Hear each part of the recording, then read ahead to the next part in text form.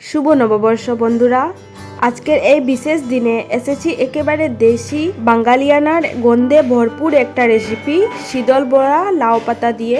হ্যাঁ, আমি বিহারি, কিন্তু বাংলার খাবার আর সংস্কৃতি আমার মন জয় করে নিয়েছে। তাই এই নববর্ষে ভাবলাম আপনাদের প্রিয় একটা পদ রান্না করে দেখাই। তো চলুন শুরু করি।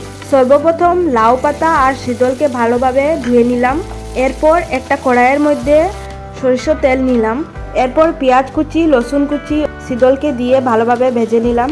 তারপর হলুদ গুঁড়ো, মরিচ গুঁড়ো আর জিরে গুঁড়ো, এরপর সেদ্ধ আলু দিয়ে ভালোভাবে ভেজে নিতে হবে। এরপর উপর থেকে কিছু পুদিনা পাতা দিয়ে দিলাম, আপনি ধনিয়া পাতাও দিতে পারবেন।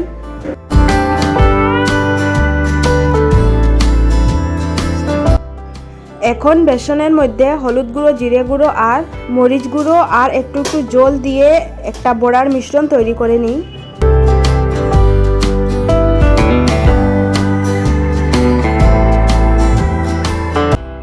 এখন প্রতিটি লাউ পাতার উপর শীতলের মিশ্রণটি রেখে সুন্দরভাবে গুটিয়ে নিই। তারপর বেসনের মিশ্রণের মধ্যে ভালোভাবে ডুবিয়ে নেব।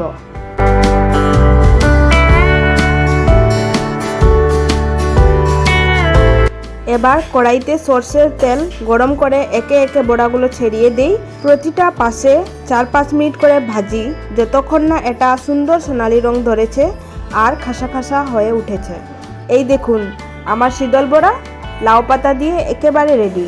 বন্ধুরা, যদি রেসিপিটা ভালো লেগে থাকে তাহলে অবশ্যই লাইক, কমেন্ট করে চ্যানেলটা সাবস্ক্রাইব করে ফেলুন।